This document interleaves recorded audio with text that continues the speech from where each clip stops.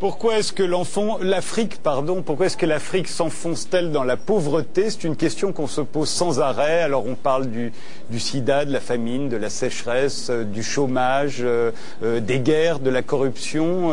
Et on se demande tout le temps la faute à qui? Est-ce que c'est la faute au Nord, aux pays du Nord, aux organisations internationales? Est-ce que c'est la faute à l'Afrique elle-même? Pour en parler ce soir, 4 invités, mais tout d'abord un film, puisque Abderrahmane Sissako, vous avez réalisé un film. Ce film s'appelle Bamako. Vous l'avez tourné dans la cour de la maison de votre enfance, au Mali. Ouais.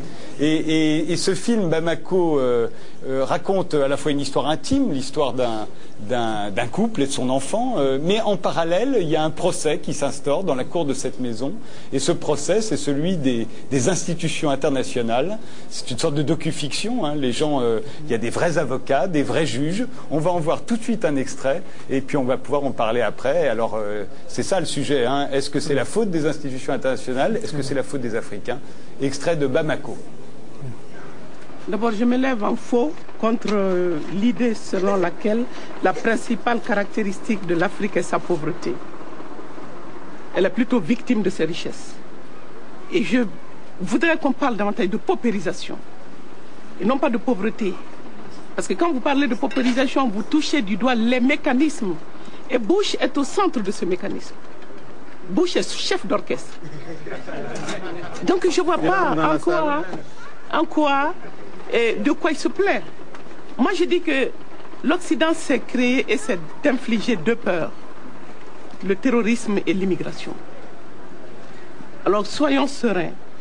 Il faut cesser de continuer d'ériger les causes des maux en solution. Tout est aujourd'hui à vendre ou acheter.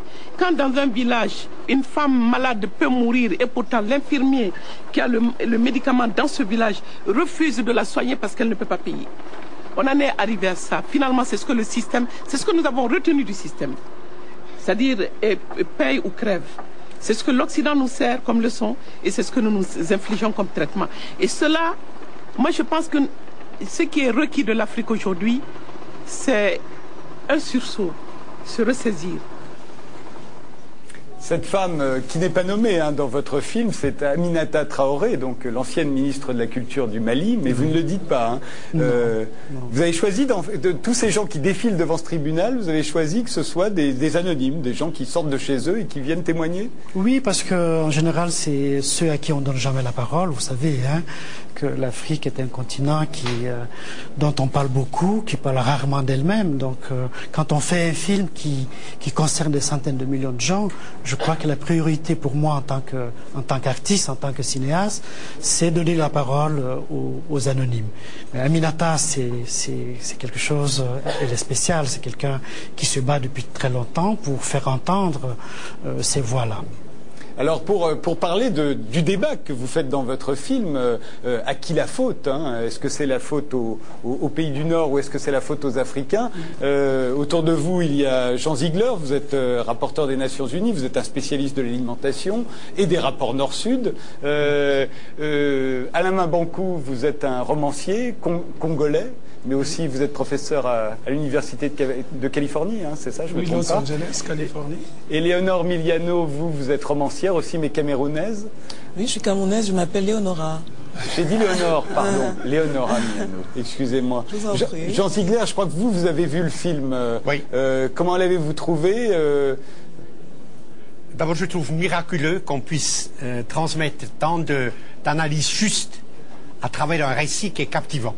Qui, au niveau artistique, la création comme telle est formidable. Et le film de A à Z, il est tout à fait prenant. Et il dit, moi j'aurais beaucoup de choses à ajouter évidemment, mais il est au cœur du débat. Je prends 2 exemples pour répondre à votre question. Est-ce que c'est le Nord, c'est le Sud? En tout cas, l'ordre du monde tel qu'il est, cet ordre capitaliste de la jungle, du monde tel qu'il est à la fois meurtrier, il est en même temps absurde. Je prends 2 exemples. De l'alimentation. Les pays industrialisés ont payé l'année dernière 349 milliards de dollars pour des subventions à leurs paysans, à l'exportation et à la production.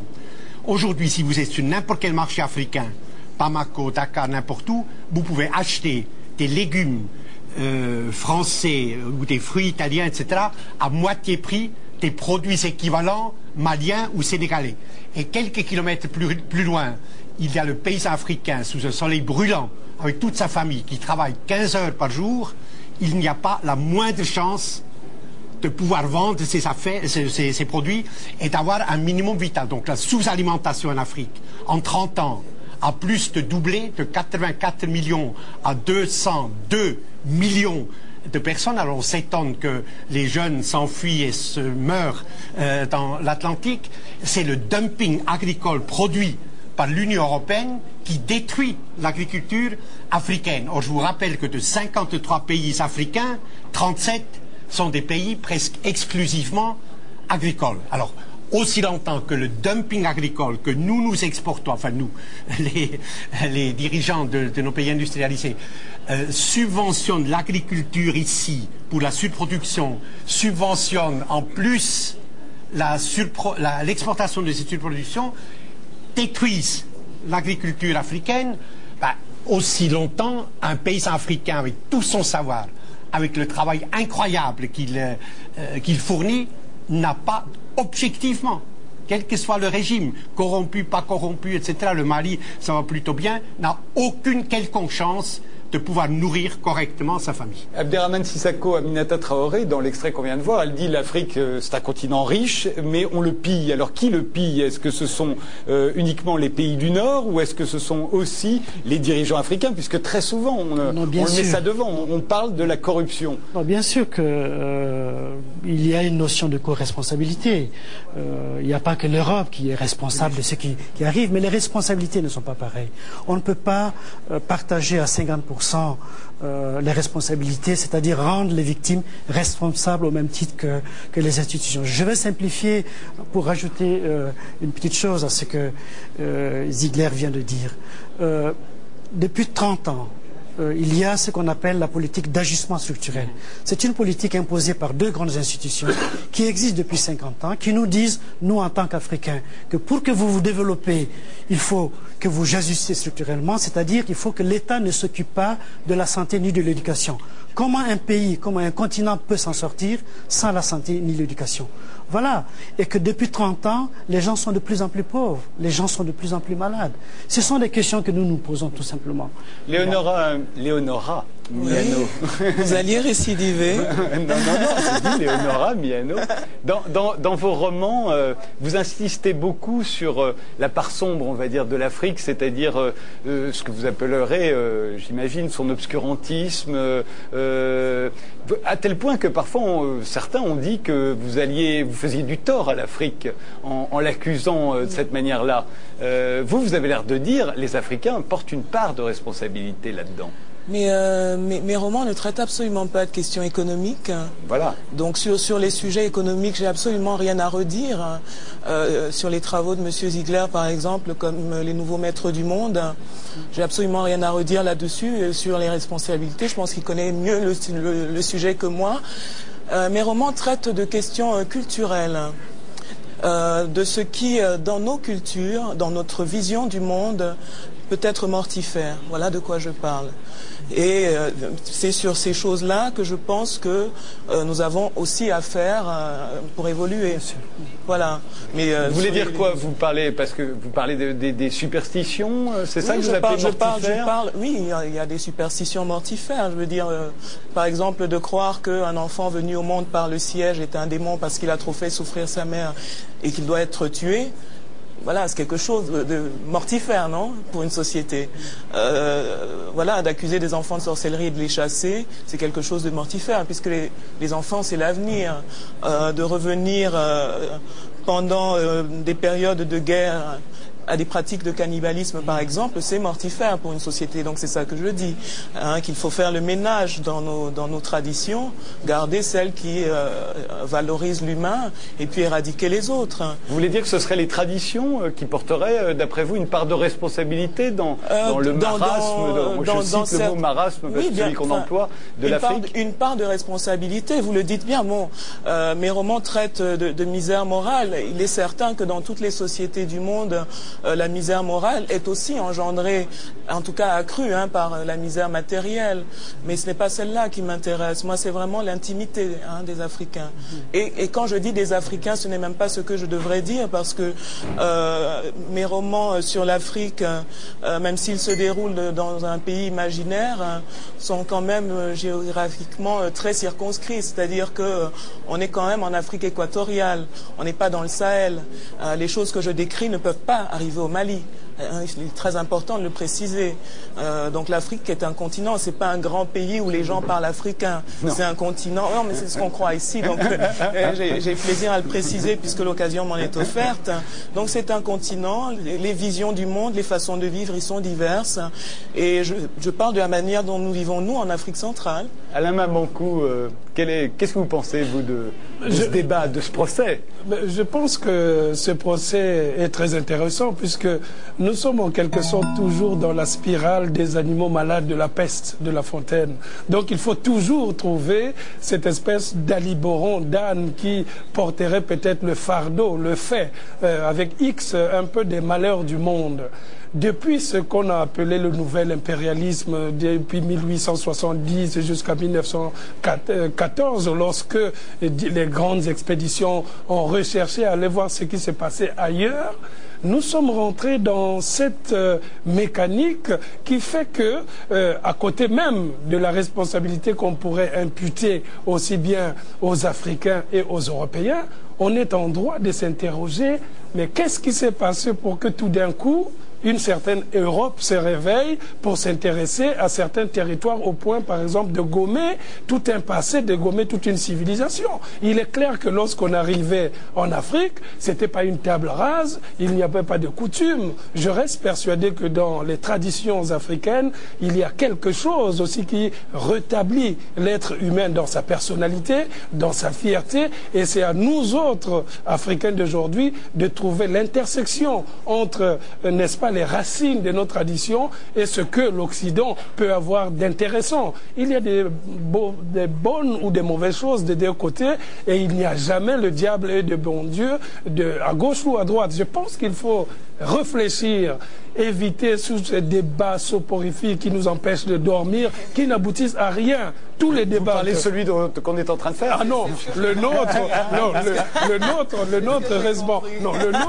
le nôtre nous permet de nous réveiller. Mais regardez, aujourd'hui, la question de savoir si, par exemple, les mots de l'Afrique viennent de l'Europe, ainsi de suite, c'est des questions qui étaient déjà posées depuis les André Gide, voyage au Congo, retour au Tchad, terre de Ben, d'Albert Londres, qui critiquaient déjà cette position de l'Europe. Et nous semblons découvrir le fil à couper le beurre et de nous étonner tout d'un coup. Ah ben la faute à qui? Mais le procès du film d'Abderrahmane Sissoko est un procès que tout Français devrait aller voir. Parce que non seulement il pose cette fois-ci la question sous la forme d'une fiction, mais tranché, mais proche de la réalité. Et je suis heureux que des films comme ça arrivent au moment où vous avez célébré. Il y a un extrait, je vais vous donner la parole, Monsieur Ziegler, mais il y a un passage dans votre film qui est un passage assez mystérieux. C'est un western spaghetti, interprété par des acteurs noirs. On reconnaît Danny Glover, Elia Suleiman, qui lui est palestinien, un réalisateur palestinien. Et justement, je me suis demandé, est-ce que là, ça n'est pas une façon de dire, c'est aussi la faute des Africains? On regarde tout de suite un extrait, vous nous direz ce que vous avez voulu dire par cette étrange parabole. D'accord.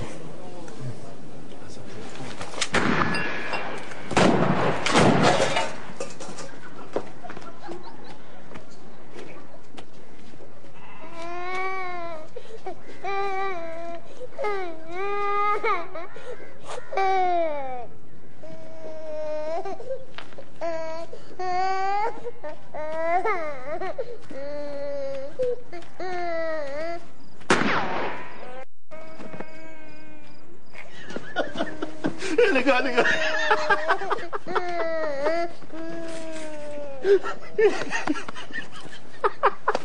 J'ai tiré sur eux. Il y en a deux qui sont tombés.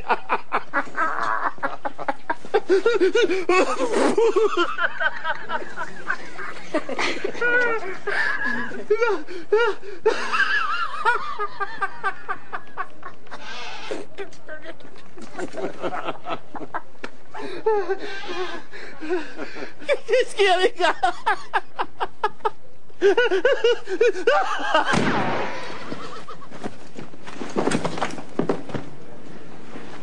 Qu'est-ce que vous avez voulu dire?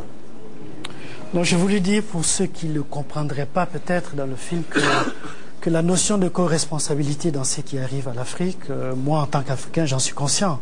C'est-à-dire, je ne cherche pas à dire que c'est la Banque mondiale et le fonds qui causent tous les dégâts. Le western, pour moi, dans cette séquence du western, ça montre un peu une mission en fait. Une mission de gens qui ont le pouvoir, qui sont armés, qui viennent dans un village où personne n'ose sortir. Mais ces missionnaires, ce sont des Africains aussi. C'est pas seulement pour schématiser. Hein. Il n'y a pas que les Blancs, donc il y a les Noirs aussi. Voilà. Le fait que ce soit une femme qui meurt aussi, je me suis dit, c'est pas par hasard. C'est la femme à la fois qu'on peut imaginer, on le dit parfois que c'est la femme africaine qui pourrait relever l'Afrique, on dit aussi que c'est elle la première victime de la pauvreté en Afrique. C'est vrai que le rôle de la femme en Afrique est un rôle peut-être beaucoup plus important. Le rôle de la femme en général, hein, c'est pas seulement l'Afrique. Je trouve que la femme joue un rôle très important. En Afrique, c'est beaucoup plus visible parce qu'il y a une crise. Donc, quand il y a la crise, le positionnement d'une femme en tant que mère, elle est beaucoup plus visible. Oui. Jean Ziegler, vous vouliez... Oui, moi je trouve que cette séquence est tout à fait centrale parce qu'il s'agit de crimes. Il s'agit de crimes, quelle que soit la co-responsabilité de tel ou tel régime africain. Il y a 100 000 personnes qui meurent de faim ou de ces suites immédiates tous les jours. L'année dernière, tous les 7 secondes, un enfant en dessous de 10 ans est mort de faim. Et 852 millions de personnes l'année dernière, et ça a augmenté de 11 millions par rapport à l'année précédente, 852 millions de personnes, un homme sur 6 sur la planète a été gravement et en permanence sous-alimenté. Et en même temps, la même FAO qui donne le World Food Report dit que l'agriculture mondiale, dans le développement actuel de ses forces de production, pourrait nourrir sans problème 2700 calories individu jour, sans problème 12 milliards d'êtres humains, le double de l'humanité. Donc un enfant qui meurt de faim, et avant que cette émission soit finie, beaucoup d'enfants sont morts de faim, un enfant qui meurt de faim est assassiné. Donc on parle de crime, et je suis certain que d'ici 20 ou 30 ans, il aura un procès de Nuremberg, accusant, jugeant les dirigeants du Fonds monétaire international, de l'Organisation mondiale du commerce, de la Banque mondiale, pour les programmes d'ajustement structurel, par exemple, on n'a pas le temps d'aller dans les détails, pour la privatisation, par exemple, de l'Office vétérinaire du Niger, ou de l'eau, privatisation de l'eau, enfin pour un certain nombre, nombreuses malheureusement, de décisions imposées à ces pays surendettés. Ce sont des crimes, ce ne sont pas des exercices académiques. C'est pour ça que j'aime ce film. J'entends bien, mais on a envie de se demander aussi pourquoi la population subit-elle, pourquoi est-elle si résignée? Si vous êtes sous-alimenté, qu'est-ce que vous faites? C'est peut-être la réponse, c'est la vôtre aussi. Et ce problème-là, on peut le trouver hors d'Afrique. Hein. Je veux dire, la population du Turkménistan ne va pas se révolter contre son dictateur parce qu'elle n'en a pas la force. Mais je pense il ne faut quand même pas ôter toute responsabilité aux chefs d'État africains. Non, parce que hors des questions qui sont évoquées là, par exemple, si les paysans Idjo qui habitent à côté du fleuve Niger, au Nigeria, n'ont pas d'école, pas de dispensaire, ce n'est pas seulement parce que les compagnies pétrolières qui viennent là ne s'en soucient pas, c'est aussi parce que l'État nigérian ne s'en est pas soucié, n'a pas redistribué. C'était aussi sa responsabilité. Donc il ne faut pas oublier ça, parce que à force de dire aux gens tout le temps qu'ils ne sont responsables de rien ou de pas grand-chose, on leur dit aussi qu'ils ne sont capables de rien. C'est très dangereux comme discours. Donc reconnaître les responsabilités de part et d'autre, c'est très important. Il ne faut pas nier les nôtres, sinon on n'a aucune chance de s'en sortir. Non, en tout cas, donc bien voilà. sûr. Un mot, Alain Mabanckou, ce sera le mot de la fin. Oui, si je pouvais ajouter quelque chose. Lorsqu'on recherche la responsabilité, c'est-à-dire qu'il y a une faute. Et dans la responsabilité, il y a plusieurs cas de figure. Il y a la complicité également. Et je pense que... Responsabilité, c'est pas culpabilité. C'est pas du tout la même chose. Culpabilité, responsabilité, complicité.